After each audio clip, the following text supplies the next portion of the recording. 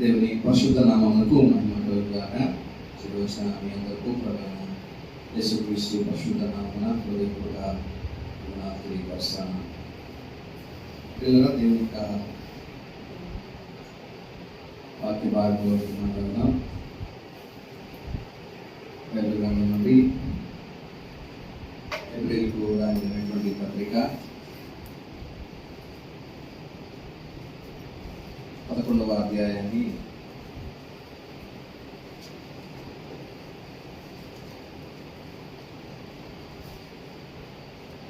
April గ్రంథం పత్రిక 11వ అధ్యాయము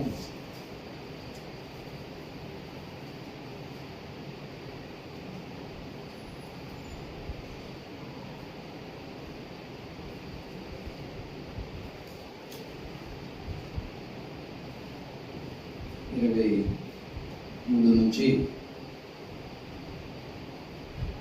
27 వరకు చదువుకుందాం. 23 నుంచి 27 వచ్చినారు.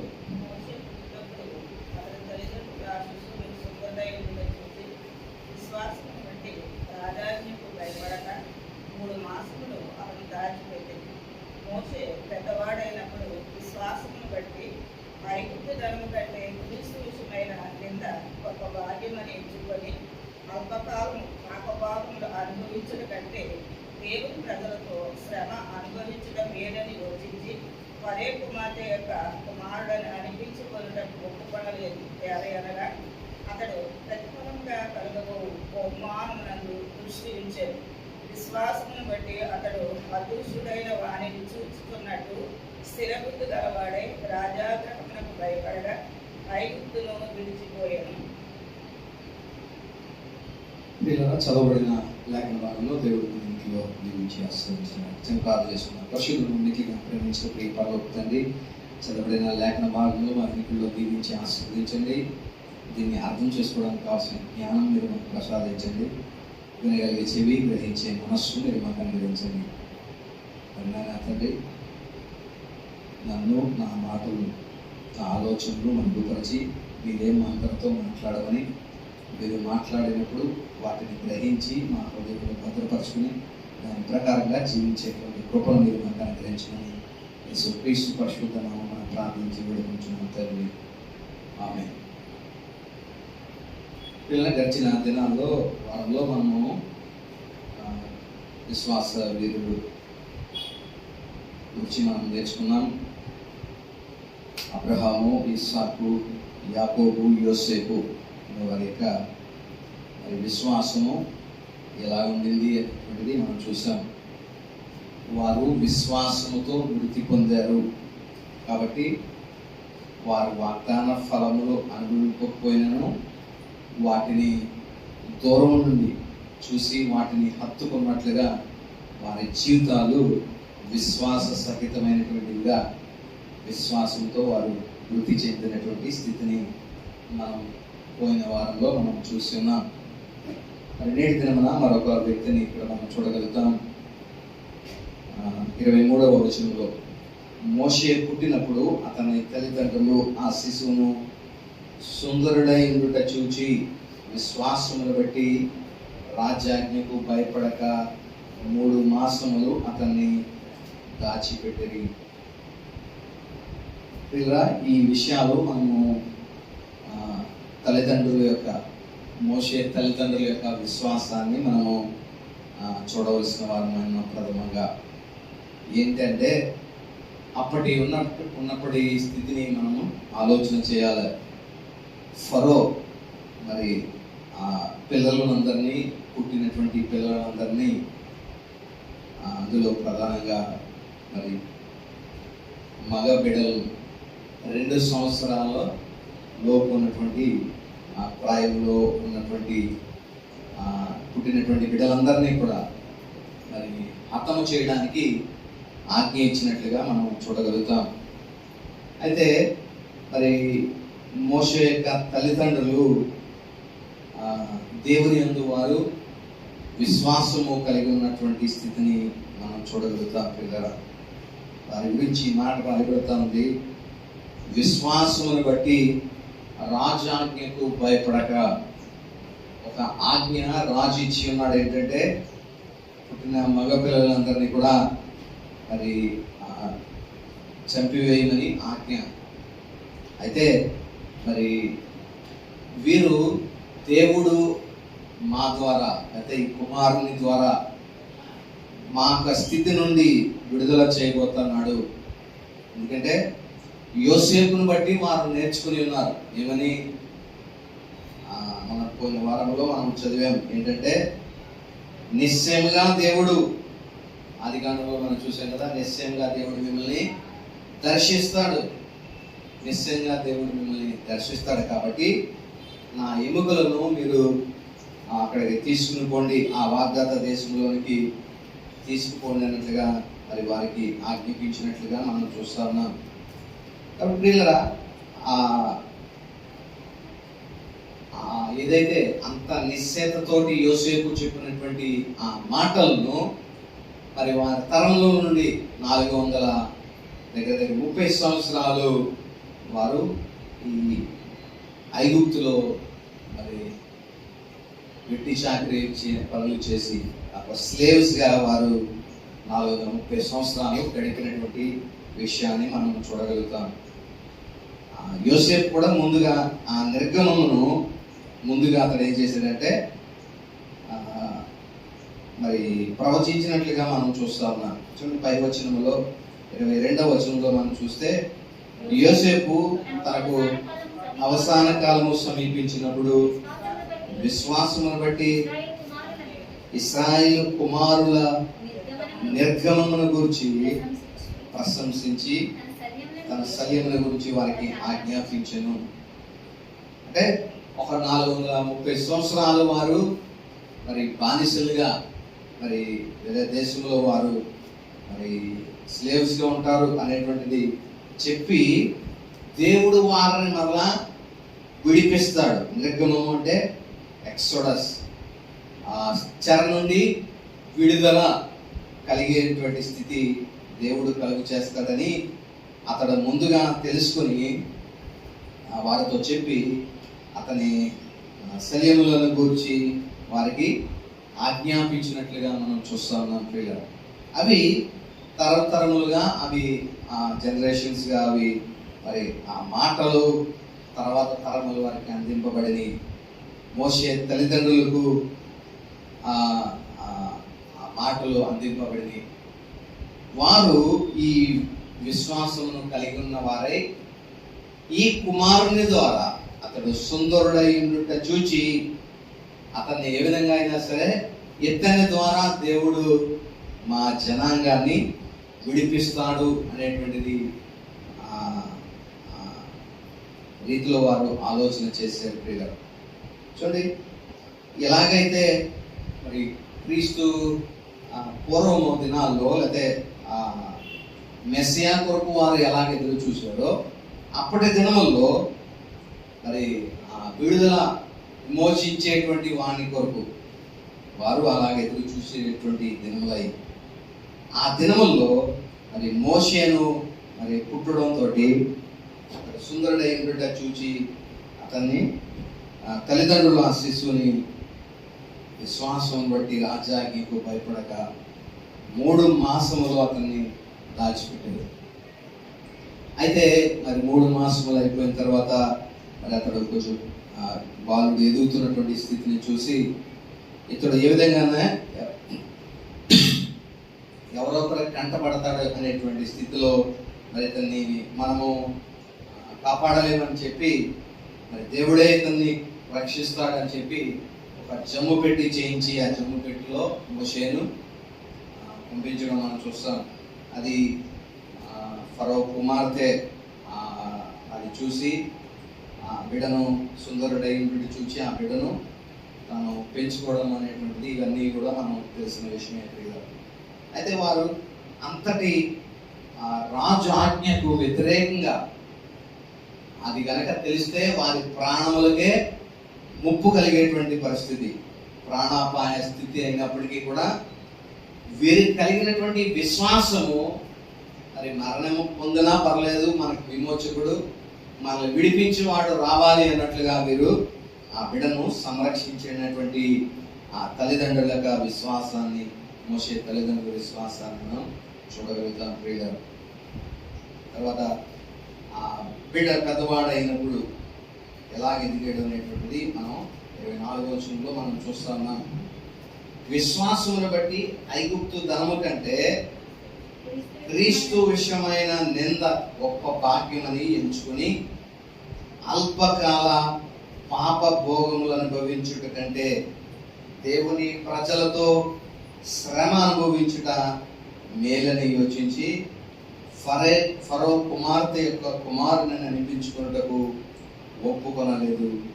ఏలయనగా అతడు ప్రతిఫలముగా కలగబో బహుమానమందు దృష్టి ఉంచెను.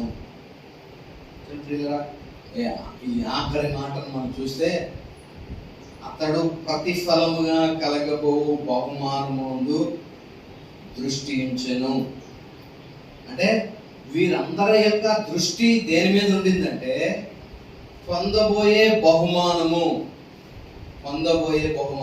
అనగా ఆ పరలోక రాజ్యము, రాబోయే పరలోక రాజ్యము, దానిలో మనము చేర్చబడాలని విశ్వాసముతో మన యాత్రను కొనసాగిస్తే దేవుడు మనకు ఆ రాజ్యాన్ని అనుగ్రహిస్తాడు అనేటువంటి రీతిలో వారందరూ కూడా ఆ పొందబోయే ఆ రాజ్యము ఆ బహుమానము కొరకు వీరందరూ ఎలా చేశారంటే ఎదురు చూశారు. వారి జీవితము అంతా కూడా శ్రమ పడినా పర్వాలేదు, కష్టాలు పడినా పర్లేదు, ఇబ్బందులు ఎదురైనా పర్లేదు, మెట్టుకు ఆ రాజ్యానికి మనము చేరాలి, ఆ బహుమానాన్ని మనము సంపాదించాలి అన్నట్లుగా వారు మరి తమ యాత్రను కొనసాగించినట్లుగా మనం చూస్తా ఉన్నాం. మరి ఫరో యొక్క కుమార్తె మరి కుమారుడు అనిపించుకోవడానికి, అయితే యువరాజుగా ఇతను పెరిగాడు. సకల విద్యలందు ఇతడు ప్రావీణ్యుడు కలిగినటువంటి వ్యక్తిగా మోషేని గురించి మనం చూడగలుగుతాం పిల్లల. ఒకవేళ ఫరో కుమార్తెగానే ఇంకా అతడు ఉండి ఉంటే ఫరో తర్వాత ఇతను మరొక రాజు, మరొక ఫరో అయి ఉండేవాడు మోషే.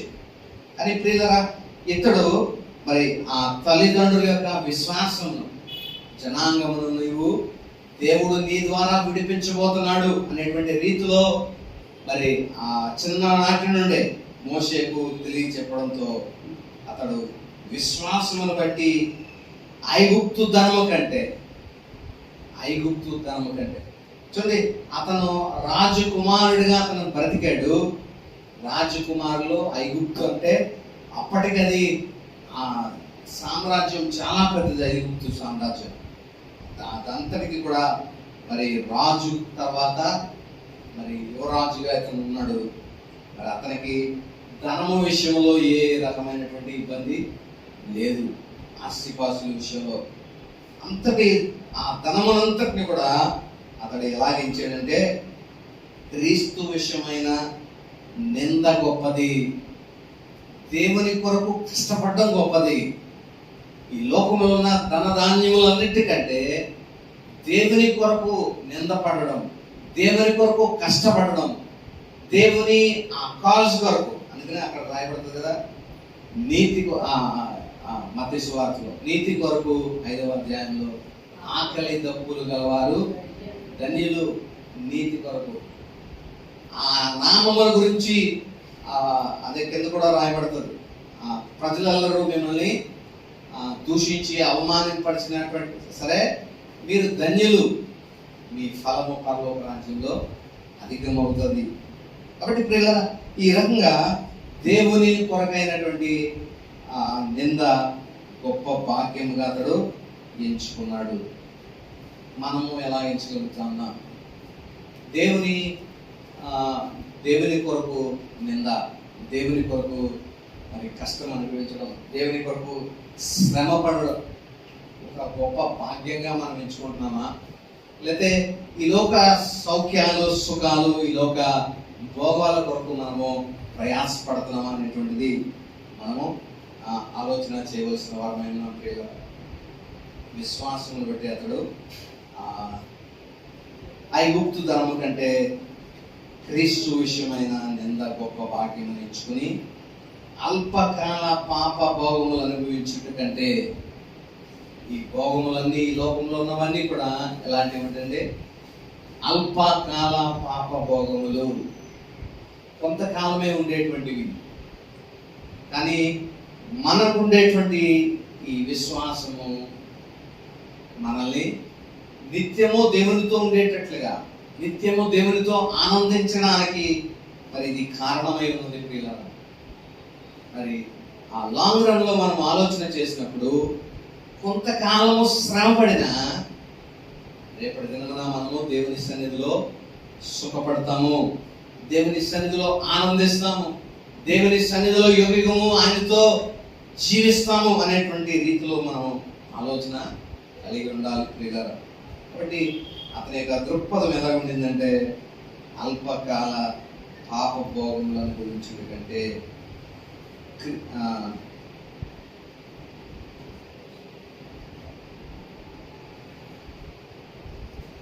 అల్పకాల పాప భోగములు అనుభవించుట కంటే దేవుని ప్రజలతో శ్రమ అనుభవించుట మేలని యోచించేది.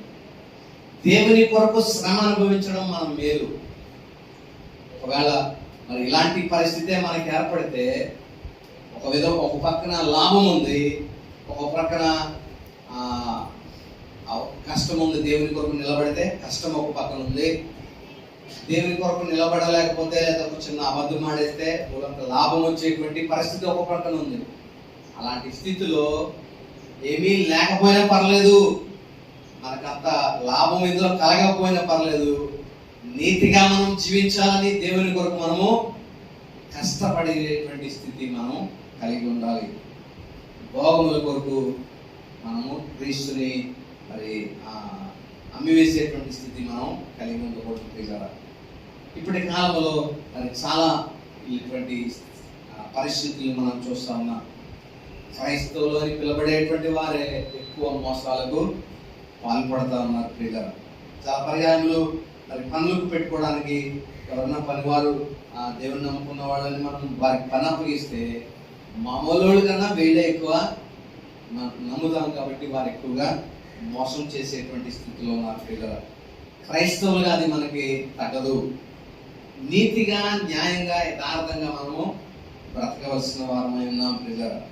కాబట్టి దేవునితో కూడా శ్రమ అనుభవించడము మేలుగా మనం ఎంచాలి. కష్టపడినా పర్లేదు, శ్రమ పడినా పర్లేదు, దేవుని కొరకు నేను బ్రతకాలి, దేవుని కొరకు నేను జీవించాలి అనేటువంటి రీతిలో మనము ఇటువంటి రీతిలో ఆలోచన చేయగలగాలి ప్రియులారా.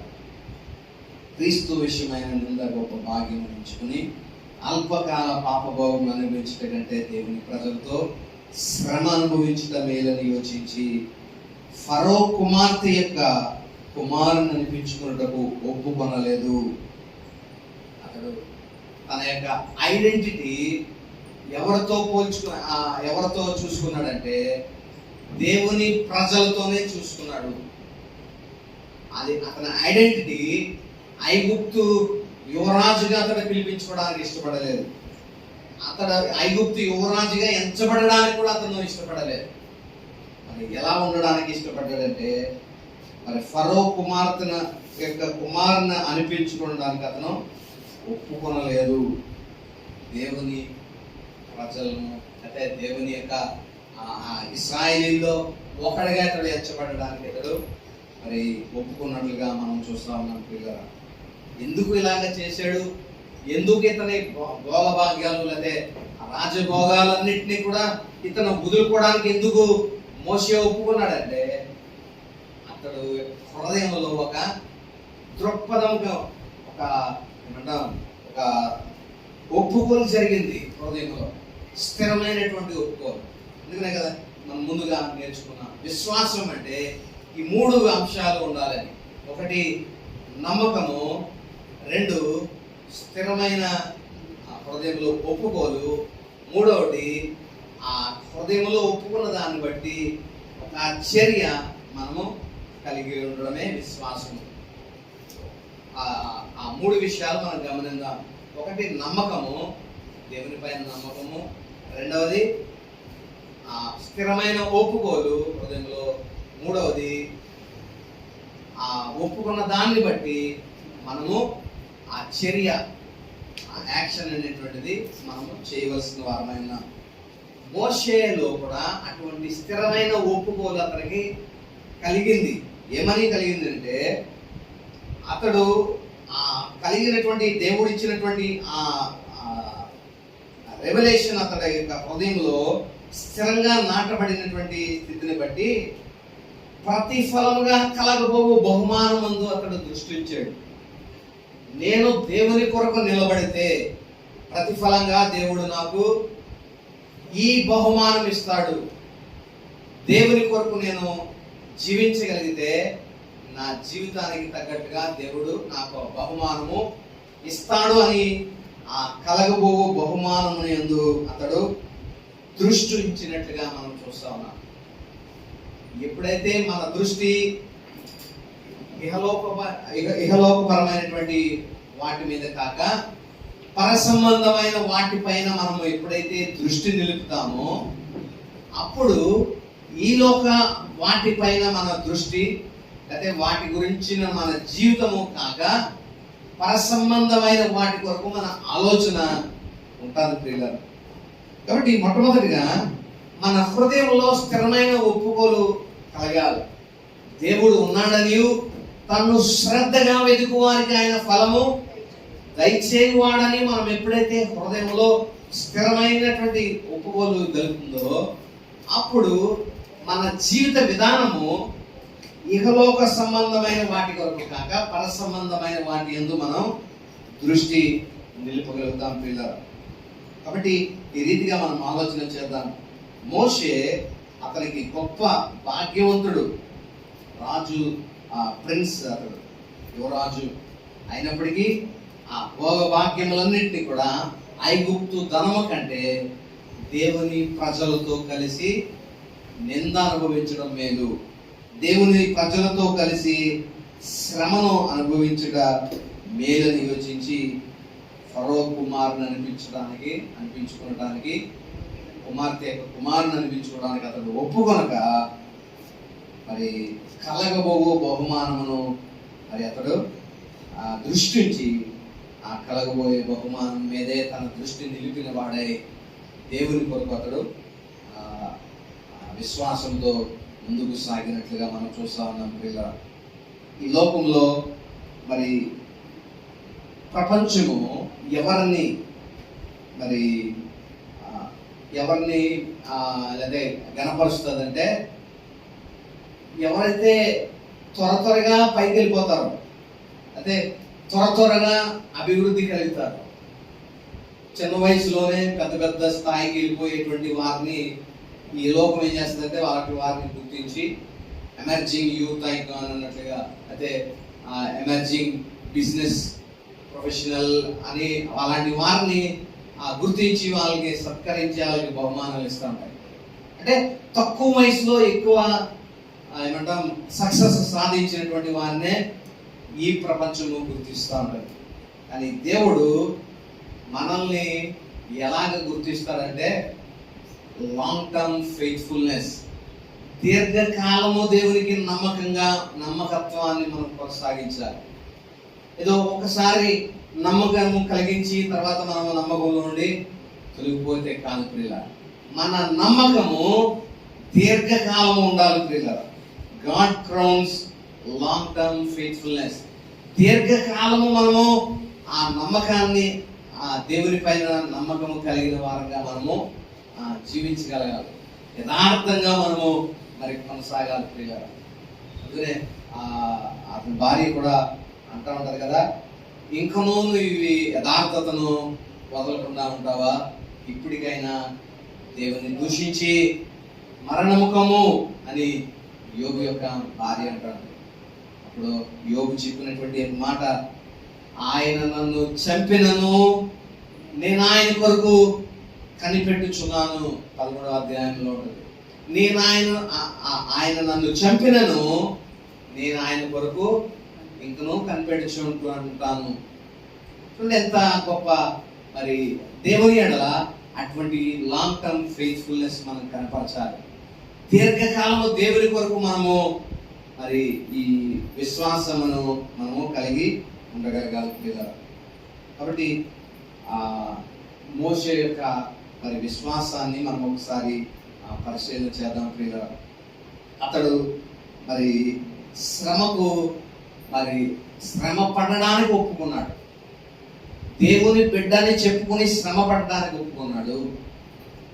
అంతేగాని లోకభోగాల కొరకు అతడు వాటిని అనుభవించడానికి ఎన్నడూ కూడా ఇక్కడ వీళ్ళతో పాటు శ్రమ అనుభవించడం కన్నా లేకపోతే ఐగుప్తులోకి వెళ్ళిపోతే లేదా మా తండ్రి రాజు కాబట్టి అని ఆ రాజు భోగాలను అక్కడ అనుభవించడానికి ఎంత మాత్రమునో ఒప్పుకోలేదు. ఎందుకంటే అతని హృదయంలో కలిగినటువంటి అస్థిరమైన ఒప్పుకోలు దేని కొరకు కలిగిందంటే దేవుని రాజ్యము పట్ల అతనికి ఆ స్థితి కలగాలి. మనకి ఎప్పుడైతే కింగ్డమ్ మైండెడ్గా మనం ఉంటామో, అంటే ఆ పరలోక రాజ్య సంబంధమైన వారసులుగా మనము ఈ లోకంలో బ్రతకవలసిన వారమై ఉన్నాం. అందుకనే వీరి యొక్క జీవితాలన్నీ కూడా ఎలాంటి వీరు జీవించారంటే వారు యాత్రికులమును పరదేశులమని వారు గుర్తించారు. వీరందరూ వాగ్దాన ఫలములని పోయినా దూరం నుండి దాన్ని చూసి వందనము చేసి, ఇంగ్లీష్లో చక్కని మాట వాడబడింది, ఎంబ్రాస్ దెమ్ అనేటువంటి మాట. ఎంబ్రాస్డ్ అంటే ఎవరన్నా చాలా ఇల్లు ఉన్నప్పుడు గట్టిగా వాటేసుకుంటారు, దాన్ని ఎంబ్రాసింగ్ అంటారు. అంటే దూరం నుండే ఆ పట్టణాన్ని, ఆ పరలోక రాజ్యమును దేవుడు ఇవ్వబోయే బహుమానాన్ని ముందుగా చూసి దాన్ని అలింగనం చేసుకోవడం, దాన్ని కౌగిలించుకున్నట్లుగా వారి బ్రతుకులు ఈ లోకములో వారు జీవించారు.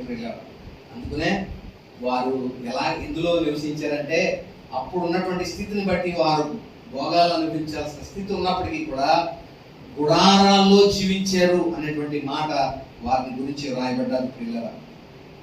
కాబట్టి వారందరూ మరి అబ్రహాము, ఇస్సాకు, యాకోబులు సమవారసులైనప్పటికీ మరి వారు ఆ గుడారంలో నివసించు అన్యుల దేశంలో ఉన్నట్లుగా వాగ్దాత దేశంలో వారు పరవాసులుగా వారు బ్రతికారు. అంటే మన యొక్క సిటిజన్షిప్ ఎక్కడ ఉండిందంటే పరలోక రాజ్యంలో అన్నట్లుగా మనం బ్రతకాలి. లేకపోతే అక్కడ నుంచి కొంతకాలము మనం ఒక టూరిజం కోసం ఇక్కడ వచ్చినట్లుగా అన్నట్లుగా మనం ఉండాలి. చూడండి, ఎవరన్నా ఒక దేశానికి కానీ టూర్ వెళ్ళినప్పుడు మరి వారి యొక్క జీవన విధానం ఎలా ఉంటుందంటే వారు ఒక లిమిటెడ్ రీతిలో వారు ఆలోచన చేస్తూ ఉంటారు. నేను ఇక్కడ కొంతకాలమే ఉంటాను, ఈ కొంతకాలం వరకు సరిపడినట్లుగా వారే ప్లాన్ చేస్తారు. ఎందుకంటే వారి దృష్టి అంతా ఎలా ఉంటుందంటే ఆ కాలం అయిపోయిన తర్వాత మరలా నేను నా దేశానికి వెళ్ళిపోవాలన్నట్లుగా వారు ఆలోచన చేస్తారు. కాబట్టి మనకు కూడా క్రైస్తవులుగా మనము ఒక పర్మనెంట్ రెసిడెన్స్ మనకి పరలోక రాజ్యములో ఉన్నది.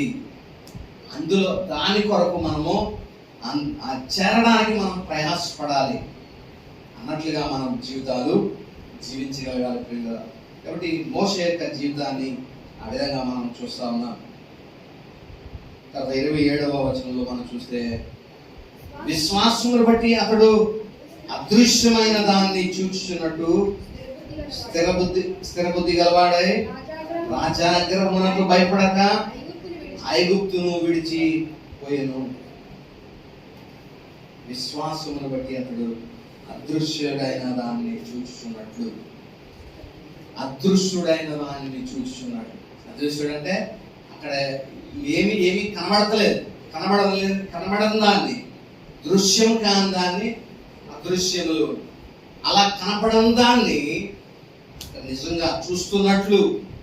ఆ రాజ్యము ఇప్పటికీ వాస్తవం ఇంకా లేదు, అయినప్పటికీ ఆ రాజ్యము కొరకు, ఆ కలగబోయే బహుమానము కొరకు అతడు దాని మీద దృష్టించి దాన్ని చూస్తున్నట్లుగా అతడు ఏం చేశాడంట, రాజాగ్రహమునకు భయపడక స్థిరబుద్ధి గలవాడే. అంటే మన యొక్క బుద్ధి దాని మీద కేంద్రీకృతమై ఉండాలి. క్రీస్తు మనకి ఇవ్వబోతున్న ఆ రాజ్యము కొరకైనటువంటి స్థిర బుద్ధి మనం కలిగి ఉండాలి. దానిపైనే మన యొక్క ధ్యాస, దానిపైనే మన గురి మనము నిలిపినటువంటి వారమై మనం ఉండగలగాలి పిల్లలు. కాబట్టి అటువంటి స్థిరమైనటువంటి బుద్ధి మనం కలిగి ఉన్నటువంటి వారమై మనం కూడా మోసే వలె బ్రతకవలసిన వారమై ఉన్నాం. 28వ వచనం, తొలిచూలు పిల్లలను నాశనం చేయవాడు ఇశ్రాయేలును ముట్టకుండా నిమిత్తము అతడు విశ్వాసమును బట్టి పస్కాను రక్త ప్రోక్షణ ఆచారమును ఆచరించెను.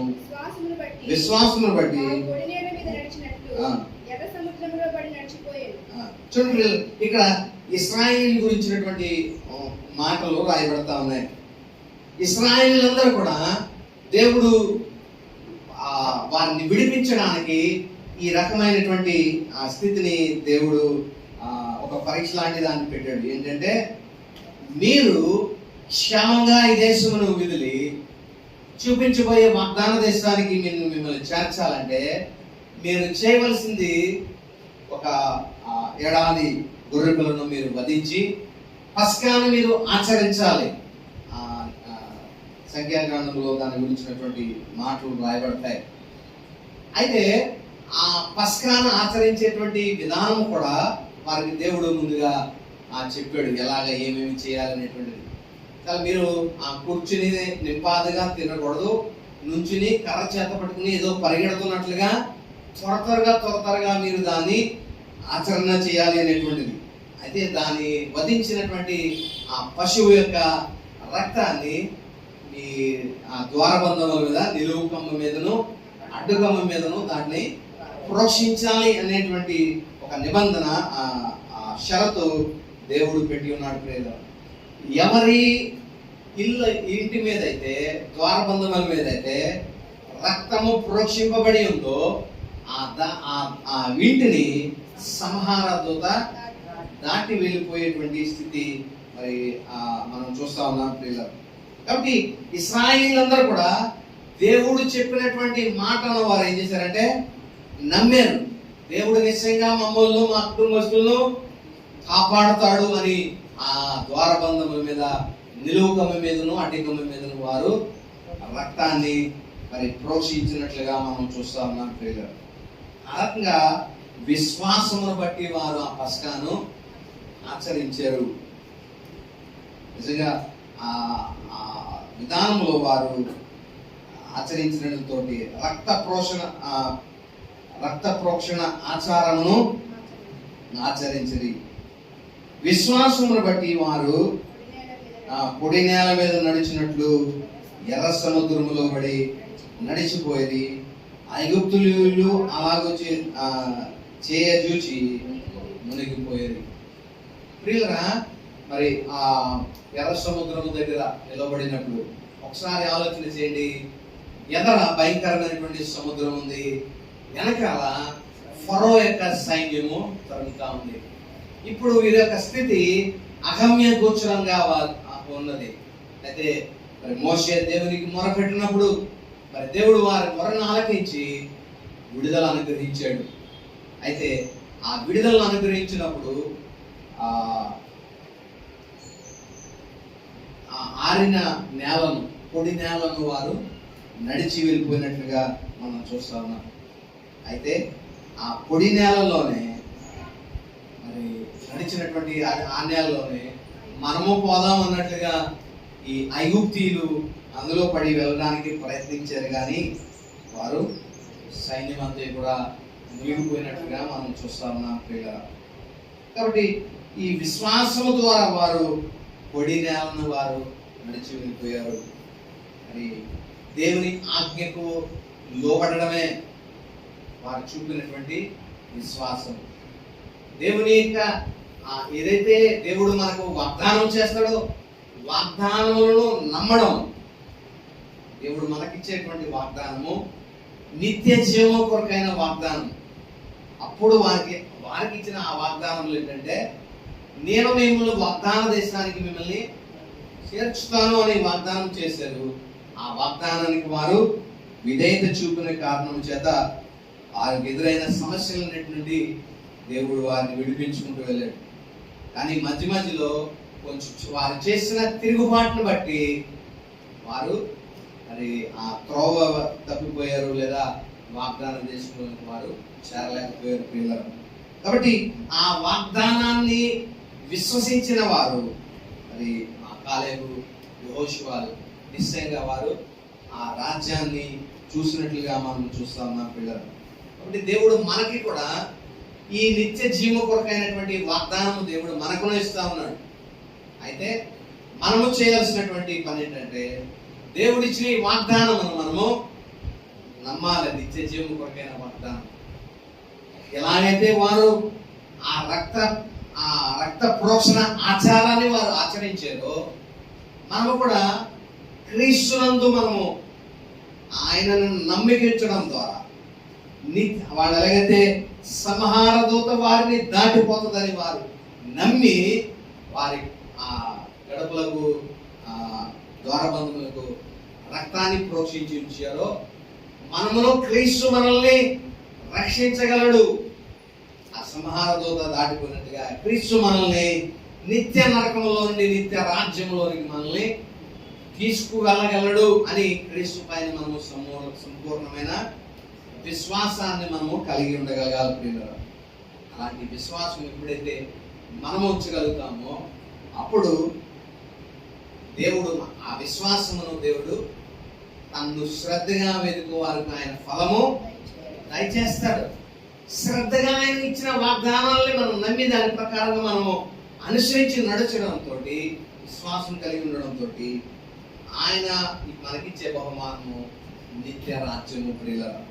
కాబట్టి అటువంటి రాజ్యములో మరి వీరు ఇశ్రాయేలు ప్రజలందరూ కూడా విశ్వాసమును బట్టి మరి వారు అటువంటి ఆచారాన్ని, రక్త ప్రోక్షణ ఆచారాన్ని వారు ఆచరించినట్లుగా మనం చూస్తా ఉన్నాం. అంతేకాదు వారు పొడి నేలలో పడి వెళ్ళిపోయారు. 30వ వచనంలో విశ్వాసమును బట్టి 7 దినముల వరకు ప్రదక్షిణములు చేయబడిన తర్వాత ఎరుకో గోడలు కూలెను. విశ్వాసమును బట్టి ప్రదక్షిణములు చేయడం ద్వారా 7 దినముల వరకు ప్రదక్షిణములు చేయబడిన తర్వాత ఎరుకో గోడలు కూలెను. ఒకసారి ఆలోచన చేయండి. ఎవరన్నా లోకానికి మనం చెప్తే మీరు ఈ చుట్టూ తిరిగితే, ఈ చుట్టూరు తిరిగితే ఈ కోట కూలిపోద్ది అని, ఒక కోట చుట్టూరు మరి నడిచడం వల్ల ఈ కోట కూలిపోద్ది అని చెప్తే లోకం అయితే దీన్ని నమ్మదు. అది హాస్యాస్పదంగా లోకానికి అనిపించవచ్చు. 6 దినములు దాన్ని చుట్టూ నడిచారు. కానీ 7వ దినమున 7 సార్లు ఆ కోట చుట్టూరు మరి నడిచారు. కానీ ఈసారి 7వ సారి వారు చేసినటువంటి పని ఏంటంటే దేవుణ్ణి స్తుతిస్తూ వారు ఆ కోట చుట్టూరు వారు తిరిగినట్లుగా మనం చూస్తా ఉన్నాం ప్రియులారా. కాబట్టి వారు ఎంత వినడానికి మామూలుగా అయితే సైంటిఫిక్ గా దీన్ని ఆలోచన చేస్తే ఎరగని వారికి, క్రీస్తుని ఎరగని వారికి చెప్తే ఇది నడిస్తే పడవడం ఏంటండి అన్నట్లుగా అంటారు. కానీ అలాంటి పరిస్థితుల్లో కూడా నమ్మశక్యంగా లేకపోయినప్పటికీ వారు దాన్ని ఆచరించారు. ఎప్పుడైతే యెహోషువ ఇది చెప్పాడో దాని ప్రకారంగా వారు జీవించినప్పుడు, అంటే వారు నడిచినప్పుడు, అందుకనే విశ్వాసంలో క్రియ చాలా ప్రాముఖ్యమైంది. నమ్మకం అందరూ ఉంచుతారు. అంటే ప్రభువు మీద నమ్మకం ఉండాల్సిందంటే హైందవులు కూడా చెప్తారు, మాకు ప్రభు అంటే నమ్మకం అండి అని అంటారు. కానీ ఆ నమ్మకము హృదయంలో స్థిరమైన నమ్మకం వల్ల ఒక స్థిరమైన నిశ్చయత హృదయంలో కలిగి, ఆ కలిగిన నిశ్చయతను బట్టి మనం క్రియ చేయాలి. ఆ క్రియ మరి ఆ విశ్వాసమును చూపిస్తుంది బయటికి. విశ్వాసం అందుకనే క్రియలు లేని విశ్వాసము మృతం అంటారు. అంటే విశ్వాసమునకు క్రియ అనేటువంటిది ఉండాలి. దేవుడు వాగ్దానం చేశాడు, నిశ్చయంగా ఎరుకో పట్టణాన్ని నేను మీకు ఇస్తాను అని దేవుడు వాగ్దానం చేసినప్పుడు ఆ ఎరుకో కోట గోడలు చాలా బలమైనటువంటి, ఆ కోట గోడల మీద 2 రథాలు వెళ్ళిపోయేంత వెడల్పు ఉంటాయంట. ఎందుకంటే అప్పటిలో ఒక రాజ్యాన్ని జయించాలంటే, రాజ్యము జయించడానికి ప్రధానమైనది ఏంటంటే కోట. ఆ కోట చుట్టూరు గోడ ఉంటుంది, కోట గోడ. ఆ కోట గోడని కనుక కూలగొట్టేస్తే ఆ రాజ్యము అయిపోయినట్లే, దానిపైన జయం పొందినట్లే. అందుకనే చాలా పర్యాయం మనం చూస్తూ ఉంటాం. ఉదాహరణలుగా ఆ కోట చుట్టూరు బయట ఏం చేస్తారంటే, అది ఒక రోజులో అయిపోయేది కాదండి, చాలా రోజులు లోపలి వారిని, అందుకనే రాజుల గ్రంథంలో కూడా మనం చూస్తాం, లోపలి వారిని బయటికి రాకుండా బయట వారిని లోపలికి వెళ్ళకుండా ఉంచితే లోపల ఎంతకాలం ఉంటారు వారు? వారికి ఉన్న ఆహార పదార్థాలు ఉన్నంతసేపు వారు లోపల ఉంటారు. ఒకసారి ఆహార పదార్థాలు లోపల తెచ్చుకున్నవి అయిపోయిన తర్వాత వారు ఏం చేయాలంటే ఖచ్చితంగా వారు బయటికి రావాలి. అలాగా వారు మాటేసి బయటకు వచ్చేంత వరకు కనిపెట్టి అప్పుడు దాడి చేసి విజయం పొందిన విషయాలు కూడా ప్రస్తావింపబడ్డాయి ప్రియులారా. కాబట్టి ఈ కోట మరి ఆ సామ్రాజ్యానికి చాలా ప్రాముఖ్యమైనది, ఒక రాజ్యానికి. అలాంటి కోట గోడలను వృత్తి నడకతోటి ప్రదక్షిణాలు దాని చుట్టూరు చేసి దేవుని స్తుతించడం వల్ల ఆ కోట గోడలు ఉండిపోయినాయి ప్రియులారా. అంటే ఇది దేవుడు చేసిన కార్యం. అంటే స్తుతి చెల్లించడం వల్ల దేవుడు తన కార్యాన్ని చేశాడు. లేదా వారి యొక్క విధేయతను బట్టి దేవుడు చేయమన్నట్లుగా వారు చేయగలిగినారు కాబట్టి దేవుడు వారి పట్ల ఆ కార్యాన్ని, కోటగోడలను మరి కూల్చివేసినట్లుగా మనం చూస్తా ఉన్నాం పిల్లలు. కాబట్టి ప్రదక్షిణములు చేస్తే కోటగోడలు కూలుతాయి అనేటువంటి మాట చెప్పగానే అది మానవ చెవికి అది పెద్దగా అదే హాస్యాస్పదంగా వినిపించవచ్చు, అదే నమ్మశక్యంగా అనిపించకపోవచ్చు. కానీ అది దేవుడు వారికి ఇచ్చిన ఆజ్ఞ కాబట్టి, అది దేవుడు వారికి ఇచ్చిన వాగ్దానం కాబట్టి నిశ్చయంగా మీరు ఇలాగ చేయండి, ఖచ్చితంగా దేవుడు చేస్తాడు అని వారు నమ్మారు. కాబట్టి ఆ నమ్మకం ద్వారా వారు క్రియ చేశారు. ఏంటంటే చెప్పినట్లుగా దాని చుట్టూరు నడిచారు. వీరందరి జీవితాల్లో ఈ క్రియలు మనం చూడగలుగుతాం. నోవాహు విషయంలో అతడు క్రియ మనం కళ్ళారా చూడగలుగుతాం. ఏంటంటే భౌతికంగా అతడు యొక్క వాడను తన కొరకు, తన కుటుంబం కొరకు సిద్ధపరచుకున్నాడు. అది వరకు తెలియలేని వర్షం అంటే అప్పటి వరకు తెలియదు, వరదలు అంటే అప్పటి వరకు ఏంటో తెలియదు, అది ఎలా ఉంటుందో కూడా తెలియదు. అలాంటి దాని కొరకు ప్రిపేర్ అవ్వమంటే నోవాహు కళ్ళు మూసుకుని దేవుని ఆజ్ఞ ప్రకారంగా దేవుడు చెప్పినట్లుగా అతడు చేశాడు.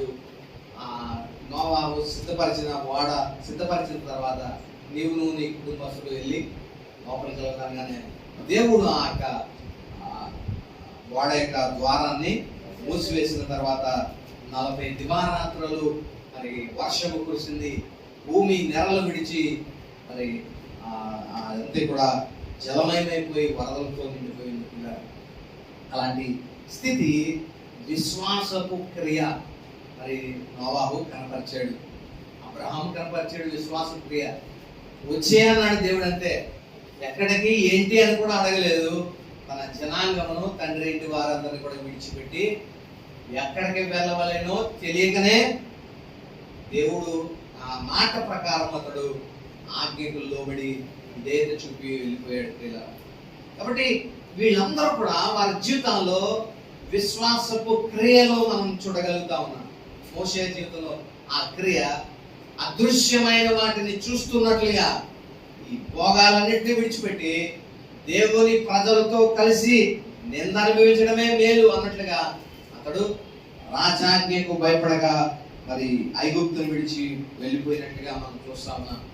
వీరందరి యొక్క విశ్వాస జీవితాలు, ఆ క్రియలు మనం చూసినప్పుడు మనం కూడా మన హృదయాల్లో ఒక స్ఫూర్తి రావాలి, అటువంటి ఎంకరేజ్మెంట్ మనందరికి.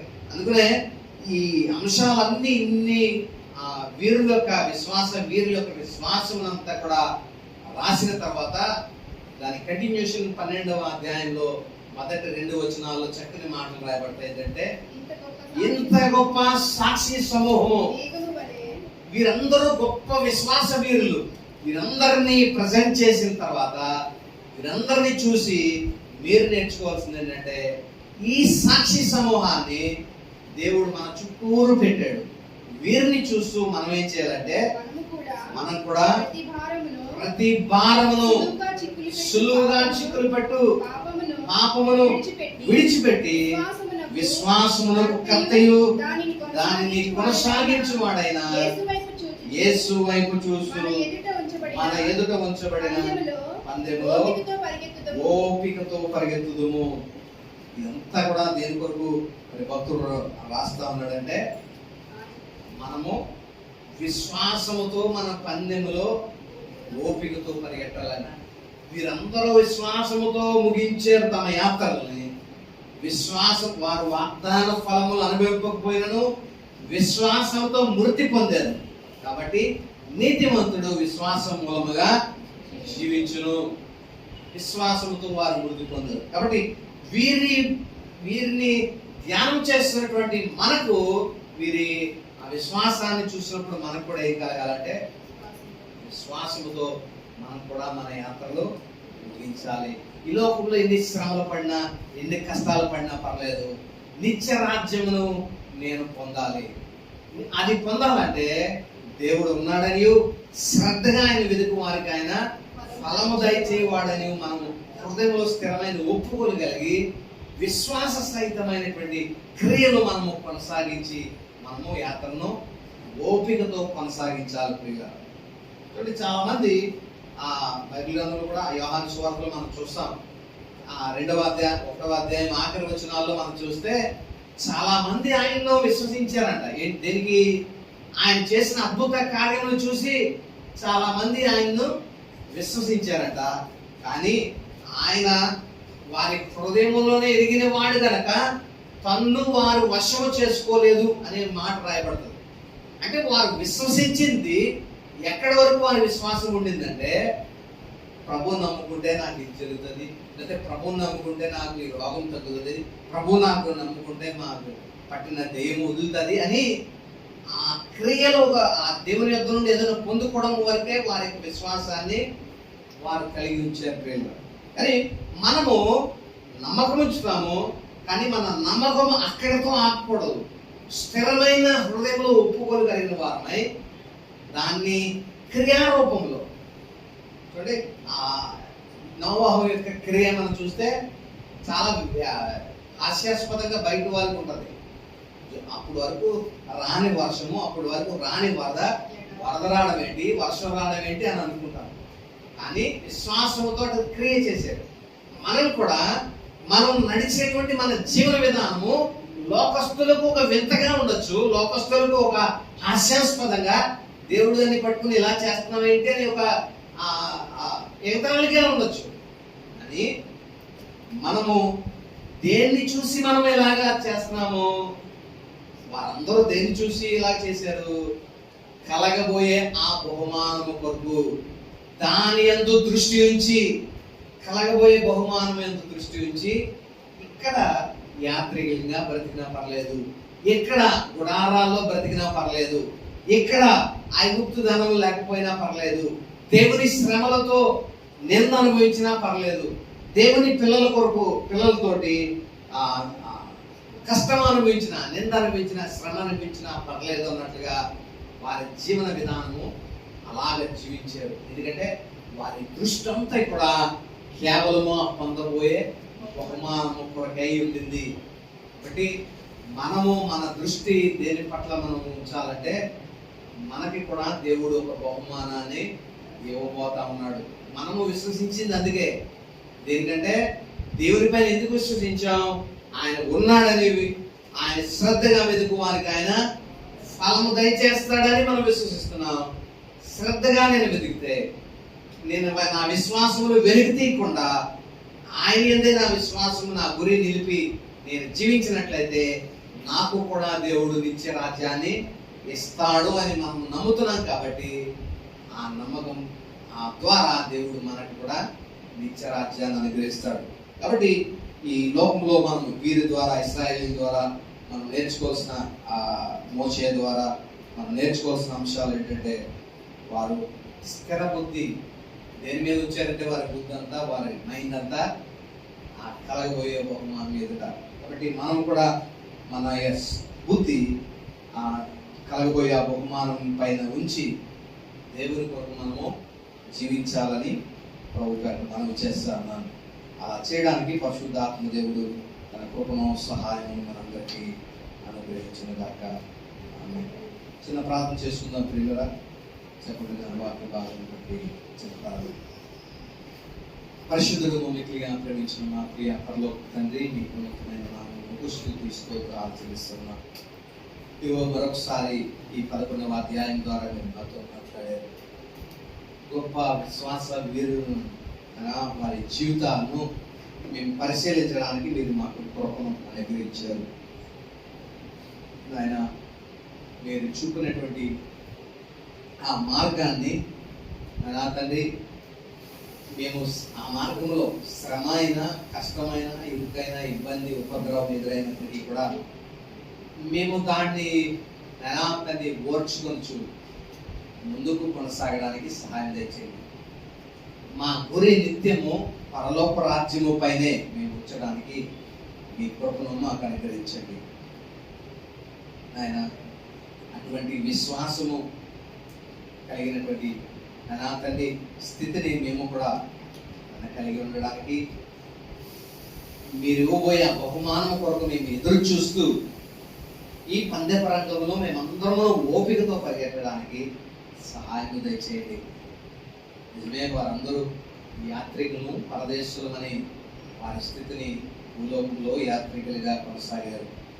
మేము కూడా ఇందులో యాత్రికులమని మేము తెలుసుకున్న వారమై దీనితోటి, ఈ లోకముతోటి మేము అటాచ్మెంట్స్ మేము ఎక్కువగా పెట్టుకోకుండా నిత్య రాజ్యము కొరకైనటువంటి ఆ జీవితం మేమందరము జీవించడానికి సహాయం అనుగ్రహించి మీ ఆత్మ ద్వారా మనందరినీ ఆ రాజ్యం కొరకు సిద్ధపరచమని నిన్న వాక్యం మా వినికిడిలో ఫలింపచేసి వాక్యానుసారంగా జీవించడానికి అనుగ్రహించుకుని యేసు పరిశుద్ధ నామమున స్తుతించి ప్రార్థించి వేడుకుంటున్నాము తండ్రి.